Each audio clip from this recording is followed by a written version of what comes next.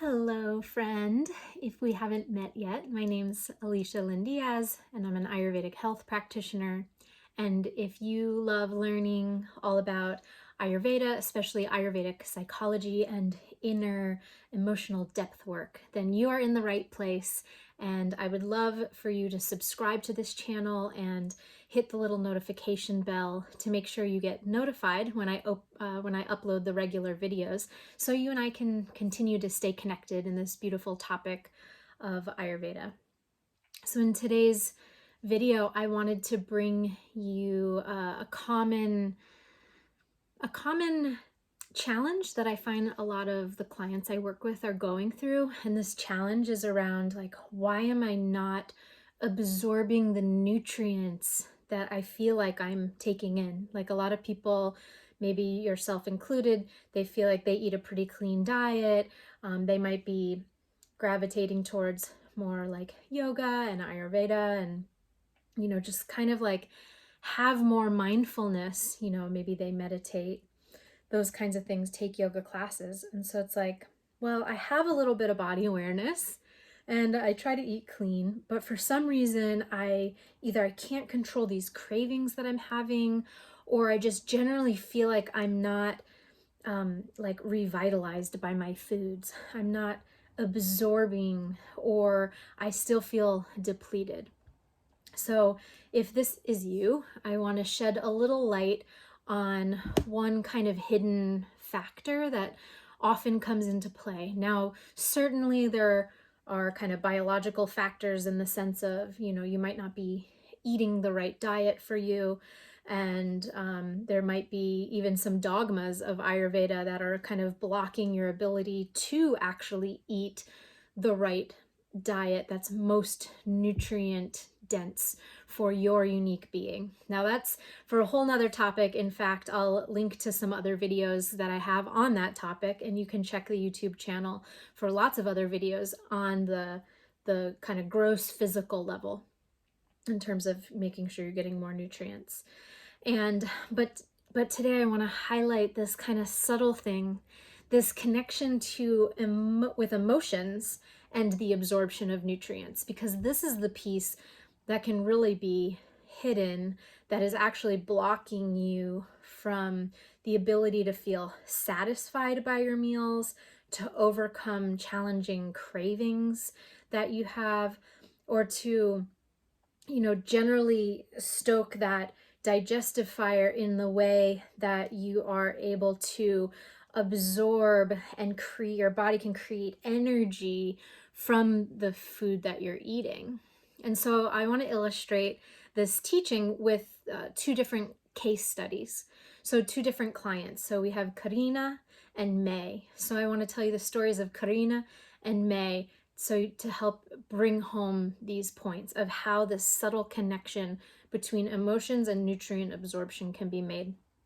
So with Karina, she was very aware. She's a longtime meditator and, tried to eat really clean and would take occasional yoga classes. And she'd also had done a lot of talk therapy throughout her life.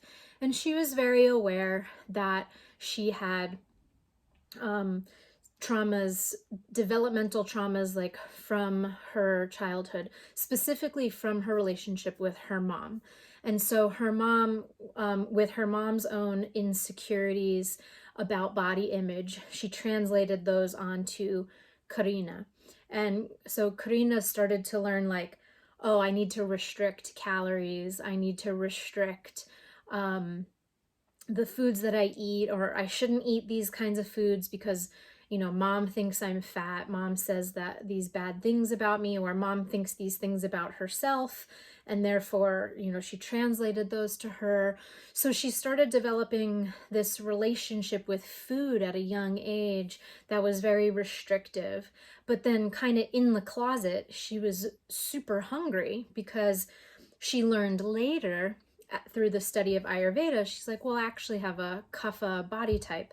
Now this, if you're not familiar with the Ayurvedic terms kapha, this is essentially, again, go into my other videos to learn more about the different body types and constitutions, but a kaphic body type is basically the more stout of the body types. There's more water and earth element in the ratio to the other elements in these body types. So they have more sturdy joints. They have more ability for endurance sports. They have more of a robust constitution, and they are the bigger, beautiful, voluptuous body types, which aren't celebrated in this society, you know, in North America where we live, but they still are celebrated, and they have been celebrated throughout history and in other cultures as a sign of health. So anyway, so growing up, she was told that this wasn't okay. You know, her mom had a very Vatic body type. Her mom could a Vata body type, an air body type. So her mom could eat anything she wanted, and she could never put on weight. Where her Kaphic body type, it's like she felt like I could only look at food and I will gain weight. Like she had a hard time losing weight.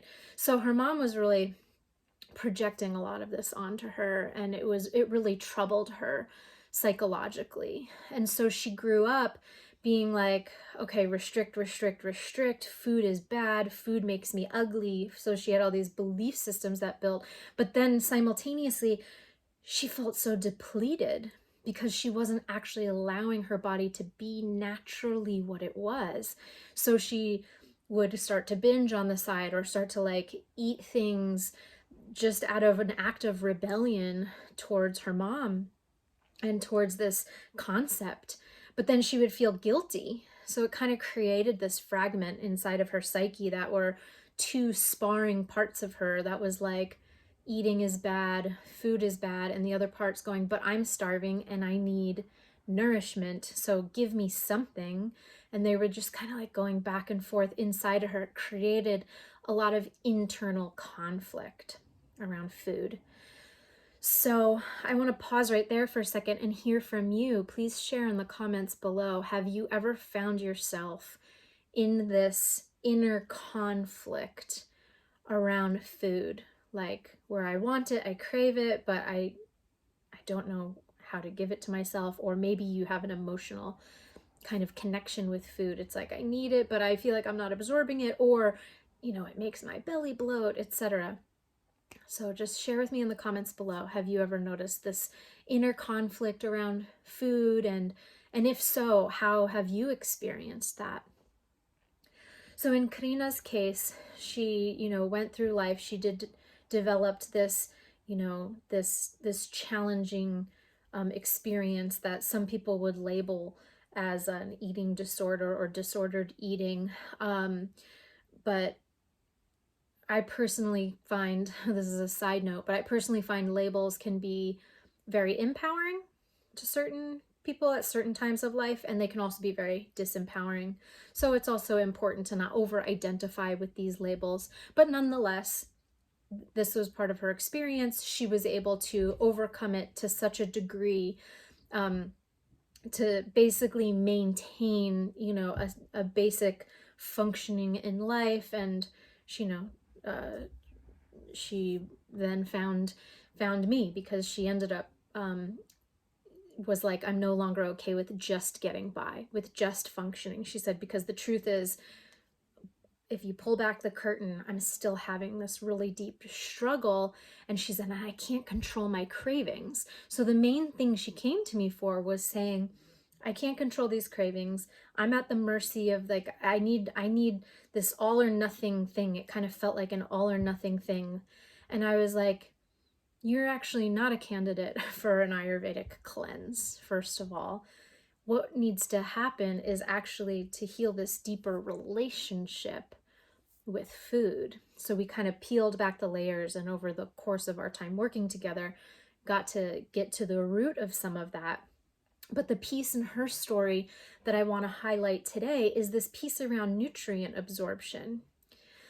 Because her hidden inner dynamic was going back and forth between these two conflicting voices inside of her, they were keeping her oscillating back and forth between an all or nothing, black and white, good and bad, right and wrong relationship with food. On a diet, off a diet. diet, restriction, rules, regulations. If I'm following these things, I'm doing good. If I'm not, I'm bad. And I want to do good, and I want to do good for my health, but then I have this other deep craving that I have to fulfill in secrecy, and then it unfolds and it spirals out in this shame cycle. So again, even if you've never experienced what could be labeled as disordered eating, I think all of us can relate on some degree to this, kind of black and white duality thing. So what ends up happening is that it's the mind that's blocking the nutrient absorption. And that's because what happens when the parts of us are in conflict, that comes front and center. So the actual things that the body is really needing and trying to communicate to you about its needs, it speaks in whispers. Your body communicates to you its needs in whispers. But the inner dynamics of tension and anxiety and parts that are in conflict, emotional turbulence, those push their agenda on you with loud voices. So you can never hear the part of you that is quietly asking for its needs to be met. So it is the emotions, therefore, that are blocking the nutrient absorption, or even the nutrients getting into your mouth. Healing is not about black and white dualities, right, wrong, good, bad, on and off, those kinds of things. It's actually about how can I lift the veils of these conditioned responses enough so that I can actually hear my natural inner voice and what it's sharing. And sometimes we need some guidelines. That's phase one of healing, is we need some structure and guidelines, because we can't even discern what the inner voice sounds like when those voices are really loud. So we have to calm those voices down first so that we can hear the inner one. But isn't that interesting? Because it's the outer voice, it's the mind that is blocking the nutrients, leaving her judging herself more for reaching for things that she was craving. Like, I can't get over these cravings. I don't have the willpower. Well, this will be exemplified even more by case study number 2, which is the woman May I was just mentioning earlier. So we have Karina and May. So May is a mama, a very busy mama, and had a lovely family, husband and 2 kids, and was always busy. She's always going to teach her yoga classes. She's always going to see her healing clients. And she's always trying to get her kids off to school and tend to their different needs at their different ages and stages of life. And, so by the time she got everyone's lunches packed and everyone out the door in the morning, she was like, and then driving everyone around, like by the time she got home or to her office to work with healing clients or whatever she was doing that day, she was just, and she'd kind of crash. And she would be like, oh, but by the time like I get everyone off to school and work and get all their lunches packed, and then I run to go teach my class, and she's like, and then after class she's like, oh, Alicia, I'm just so starving and I feel so ashamed about this, but I just can't help but run and grab that croissant from the coffee shop. And she felt so guilty that she was like, I'm just addicted to sugar. I need you to please give me a candida cleanse, because I got some like real things going on inside of here that like need to be cleaned up. And I listened to her, and asked her a bunch of questions and really got to understand the whole situation. And what it really turned out was that she straight up wasn't eating enough. So it's not that she had candida and that she was having all these sugar cravings, and that because when the body is stressed and low blood sugar day in and day out, she was having that cup of coffee in the morning while she was getting everyone's stuff ready to go and going to teach her class, etc. Um, that suppresses appetite, but it's also pouring acid into your system. So it kind of whoosh, the fire comes up later, it starts roaring, and when there's no fuel in the system, it's going to crave a simple sugar like pastry because it wants a quick balance. So she didn't need a candida cleanse. She didn't have anything, really going on in that way. She didn't need a cleanse. She actually needed to eat. So started to get her eating consistently and regularly, which was extraordinarily hard for her to wrap her mind around because she was such a giver. She was such a doer for others, and she got lost in that service and the doing and the other experience. She would continually neglect herself or forget herself. But what she ended up being, what she ended up saying, her main meal would at least be by the end of the day, she'd have a main meal. But then she'd say to me, "Oh my God, I'm so bloated after my meals. And I feel like I can't absorb the nutrients I'm taking." And again, it was the nutrients were blocked by the mind because there was this mindset of forgetting my own needs. There was this mindset of for some reason, I'm burning the candle at both ends, and that's the only way I know how to operate. Once we could actually just start to get her eating consistently, and we had to try several different methods to make sure it was easy and it worked for her, like that she could do it every day no matter what. It took a little bit of time, but once she did, she's like, "But I don't know, I feel so calm. I don't know what to do with myself. Why, is it okay to have a day that's just this easy and that I'm not experiencing bloating and digestive discomfort?"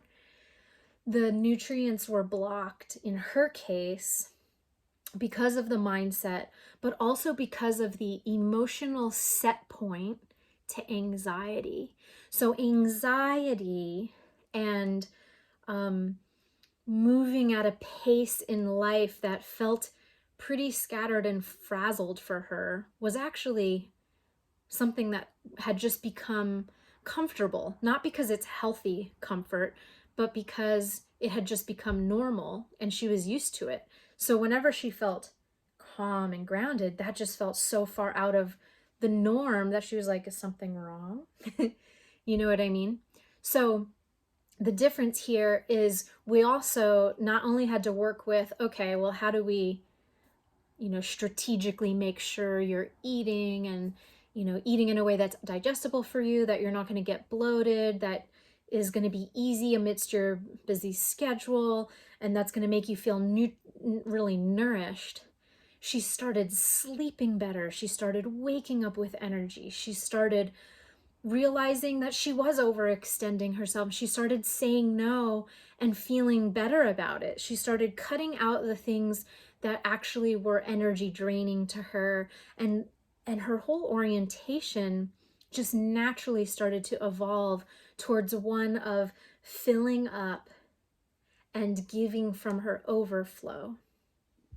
And so not only strategically, but we worked on the inner depth level is kind of what I'm highlighting here about emotions and nutrient absorption. So we had to work with the emotional set point of why has it become so normalized to feel this much anxiety on a regular basis? Where did you learn that? And how do we unlearn some of that so you can feel more comfort in the state of calm and peacefulness and basically an overall regulated nervous system? From that place, you're actually going to absorb more nutrients and feel more just nourished and strong and resilient as a whole. So we had to work with some of those inner, therapeutically reprocessing some of those inner entanglements of that set point. So an emotional set point can also kind of keep you stuck, in one of these places that is just blocking nutrients. So if you're always in overdrive, if you're always anxious, if you're always not feeding yourself consistently and then, grabbing the wrong things, whatever, you're not going to be able to digest it. But it's this connection, right, between the emotions and the ability to really absorb nutrients. I don't care how many beautiful teas you drink or how many supplements you take, how much ginger you eat, before your meal. If you're not working on the depth of this dynamic inside of you with your relationship of the inner self and the emotional piece, then all that other stuff eventually, it just eventually doesn't get into the outside in, doesn't get you to the whole sense of wholeness that you really want to get to. Health is an inside out job, is what I like to say. It's like, sure, there's pieces externally that need to be put into place that, can help reorganize your inner landscape. But I just find way more effectiveness and lasting transformation in those habits is when it's an inside out job. And really it's both, right? It's inside out and outside in. But we can't miss the inside piece and think all we have to do is find the shiny object and find the perfect way or find the perfect list of things, because that just feeds the black and white mentality that doesn't bring us into true wisdom and the true inner, but doesn't bring us to that true inner sanctuary that resides inside of you. So if Karina and May's story resonated with you, I would love to hear more. Share in the comments below, please. And if you are wondering how you can, if you feel like you've tried everything and you're still, your belly's still getting bloated, you're still feeling anxious, you're still feeling like I can't overcome these cravings, or there's just that constant set point of anxiety and you feel like you're not absorbing the nutrients that you desire to, that you need to feel satiated, any of those things, then I would love to invite you to one of two situations. They both involve one-on-one call with me, or the links are all below this, but you could do get an Ayurvedic protocol directly from me, so you can sign up and book that. We call it an Ayurvedic cleanse on the website, but it's actually not a cleanse for most people. For some people, it ends up being partial cleanse, partial rejuvenation protocol. But in all cases, it's usually a little bit of both. And some people, it's just a rejuvenation protocol because they really need to just train their body on how to absorb the nutrients, both from a physical level and from this rewiring of the deeper emotional piece that we talked about in today's video. So if you want to dive right in, you can book one of those sessions with me. I usually have 1 or 2 spaces on my calendar a month that are open for those. And then I also have a few spaces open each month for a complimentary discovery session, which is a one-on-one session on Ayurveda. You'll see all the details in the links below. But if you want to do a real deep dive and go into exploring if a long-term protocol of Ayurveda and Ayurvedic therapeutic counseling, and really deep diving into that inner psychology work is the right fit for you. So if Ayurvedic counseling and Ayurvedic psychology might be a good fit for you, we can explore that in a one-on-one call as well. So all those links are below this video in the description. And until next time, sending you lots of love and all my warm wishes. Hari Om. Blessings.